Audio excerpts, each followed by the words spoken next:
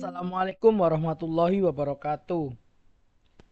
Di sini dengan saya Levi Novalino Ansikli, nomor absen 16, dan teman saya Nureli, nomor absen 27 sebagai editor. Saya akan membahas sedikit tentang jenis-jenis network security. Apa sih yang dimaksud network security? Network security adalah kumpulan perangkat keras dan perangkat lunak yang dirancang untuk melindungi jaringan komputer dan data sensitif yang ada di dalamnya.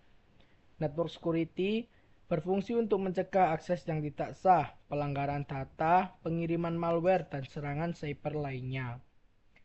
Network security memiliki beberapa fungsi, diantaranya mengelola pergerakan lalu lintas jaringan, mengoptimalkan tingkat risiko kebocoran informasi, mendeteksi intrusi, mengendalikan kontrol akses jaringan, dan mendeteksi malware. Di sini saya akan menjelaskan sedikit tentang jenis-jenis network security. Yang pertama, firewall. Apa itu firewall? Firewall merupakan sebuah sistem keamanan untuk menghalangi jaringan asing atau ancaman yang masuk ke dalam komputer. Sistem keamanan ini paling kerap dijumpai dalam perangkat PC atau laptop. Kini sebagian besar firewall banyak dipasang sebagai software untuk menjaga perangkat dan web server. Firewall bekerja sebagai garis pertahanan pertama yang memantau lalu lintas masuk dan keluar dan memutuskan untuk mengizinkan atau memblokir lalu lintas tersebut. Yang kedua, antivirus dan anti-malware. Antivirus dan anti-malware. Software ini sebenarnya sama. Malware sendiri singkatan dari malicious software yang mencakup virus, worm, ransomware, spyware, dan trojan. Merupakan software yang berguna untuk menghalangi masuknya malware serta memastikan semua file aman dari serangan tersebut melalui fitur scan. Antivirus dapat mendeteksi, melumpuhkan, dan menghapus virus komputer dan program berbahaya lainnya. Sedangkan anti-malware dapat membantu memerangi berbagai macam malware seperti spyware, ransomware, atau trojan. Yang ketiga, email security. Email juga menjadi target hacker loh. Mereka menyerang sistem jaringan dan menyebarkan cybercrime. Email security bermanfaat dalam menangkis serangan tersebut serta mengontrol pesan yang terkirim agar data sensitif tidak hilang. Anti-spam juga menjadi fitur penting dalam email security supaya pengguna tidak terganggu. Keamanan email dapat membantu mencegah serangan cyber berbasis email seperti phishing, spam, dan malware. Yang keempat, akses kontrol. Akses kontrol berfungsi untuk membatasi jumlah user yang dapat mengakses jaringan komputer. Selain mengidentifikasi pengguna dan perangkat yang digunakan, akses kontrol juga bisa menerapkan kebijakan keamanan sehingga koneksi endpoint yang mencurigakan dapat dihalangi oleh sistem ini.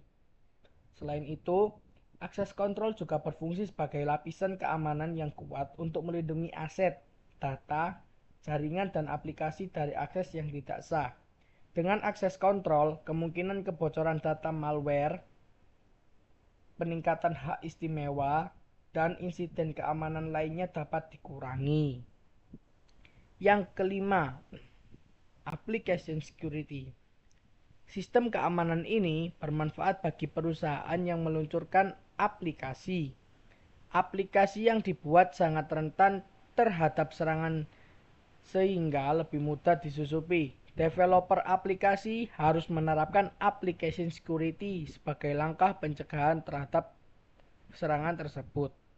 Konsumen akan merasa aman saat bertransaksi jika aplikasi memiliki sistem keamanan.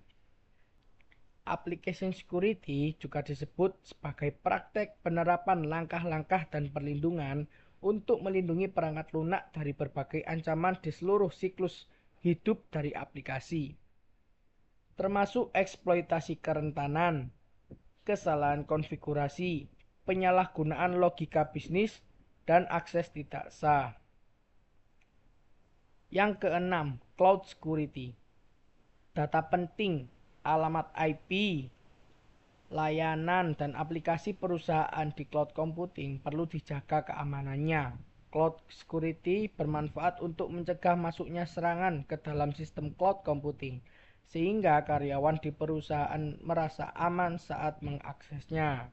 Salah satu fungsi keamanan cloud adalah melindungi integritas dan kerahasiaan data. Hal ini dilakukan melalui teknik enkripsi yang mengamankan data saat berada di perjalanan atau data in transit maupun saat disimpan di server cloud atau data at rest.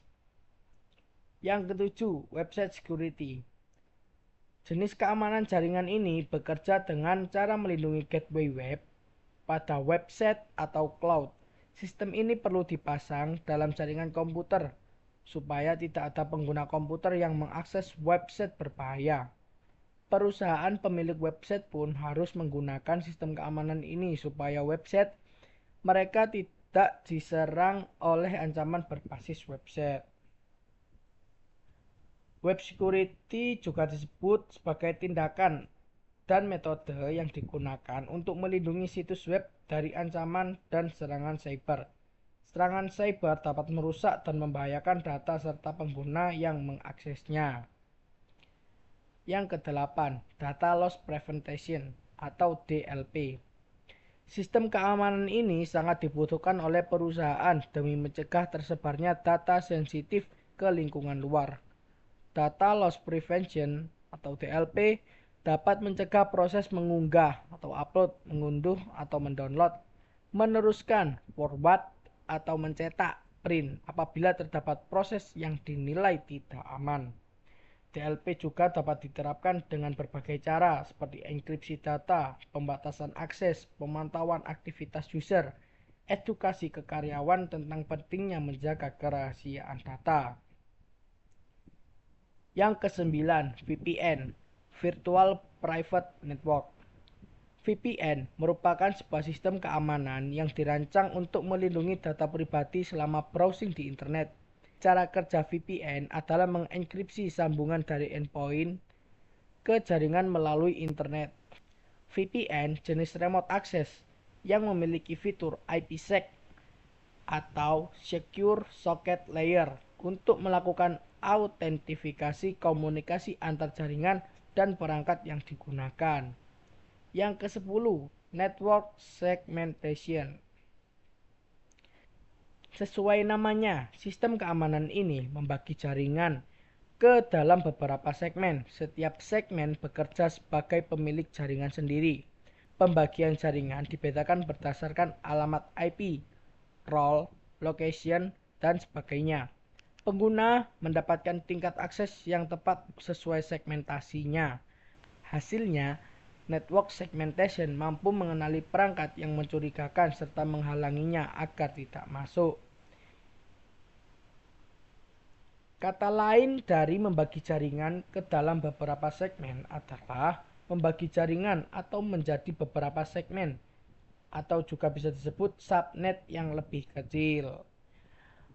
Tujuan subnet ini adalah mengurangi pergerakan lateral, meningkatkan kinerja jaringan, memberikan kontrol yang lebih besar atas lalu lintas yang mengalir ke sistem, dan mencegah ancaman agar tidak menyebar melampaui segmen tertentu. Mungkin ada yang ingin ditanyakan? Kesimpulan, network security adalah bentuk strategi pertahanan dalam rangka pengamanan data dan berbagai sumber daya di seluruh jaringan. Sekian presentasi dari saya. Wassalamualaikum warahmatullahi wabarakatuh.